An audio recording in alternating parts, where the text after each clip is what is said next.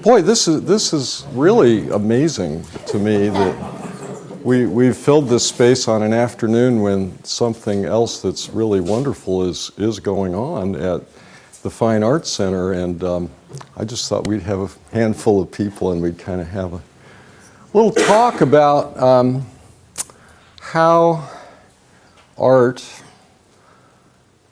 has been bought and sold, how it gets between artists and people like me who love art and enjoy displaying art. And so this talk is going to be a little bit different from what I've talked about in some earlier presentations, which really was more about the artists, and this is going to be more about the process of how artists have marketed their work. And I think that is pretty interesting because I'm a businessman, and so I make my living the old-fashioned way, which is making things to sell to people.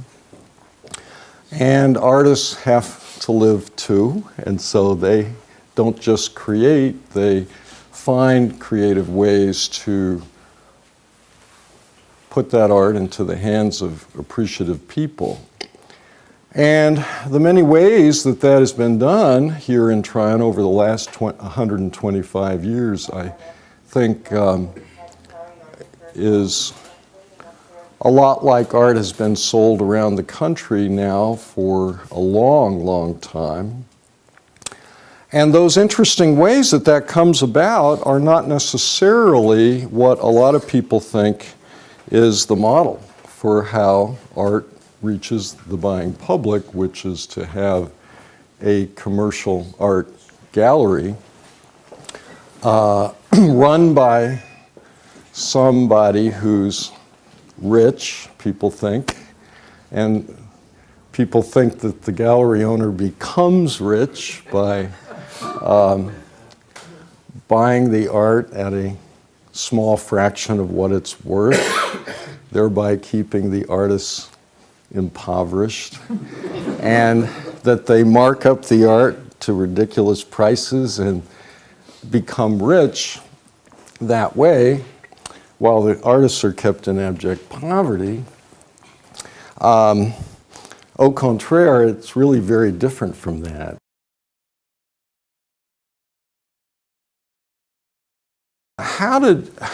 What's the picture, I guess, about why this little town has always been so special and why there have always been artists here and galleries in such a small place.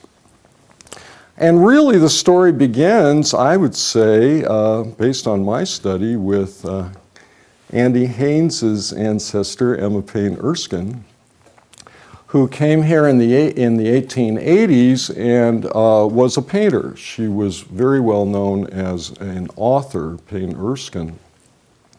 But she also painted, and she was the daughter of an important Chicago artist. And a lot of our cultural influence in those early years did come from Chicago, as well as New England.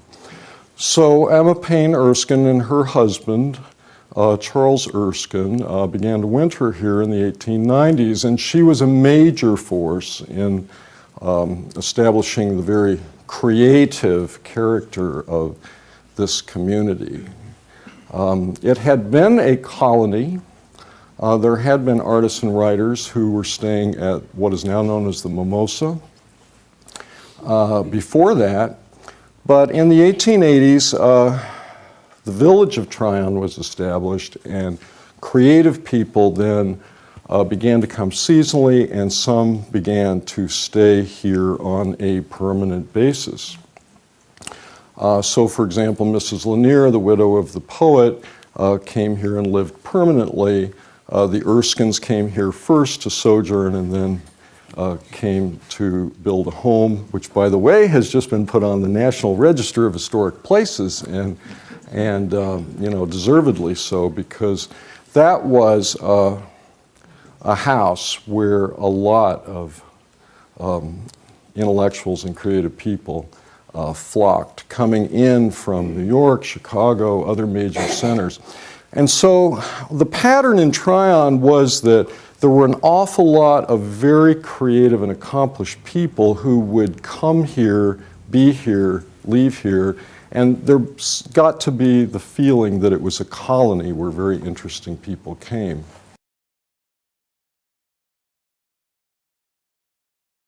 And so as we study the history of Tryon, and many of the important artists here exhibited at Lanier Library, we know for sure that Lois Wilcox, for example, one of her paintings is here.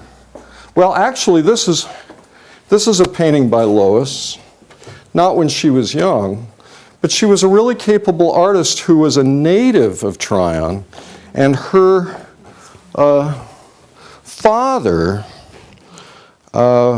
Wilcox, was involved in running the Mimosa Inn. And so she grew up in this very cultured environment and went on to become an important artist in New York who was associated with the Woodstock colony up there. And Lois, her parents rented space in the Lanier Library when she was still a very young girl to have a one-man show. She was a prodigy. She had a show at the Detroit Institute of Arts while she was still a teenager, a one-man show. She worked with Diego Rivera in New York. So these were the kinds of people who were circulating around Tryon, and there are even some who were from here.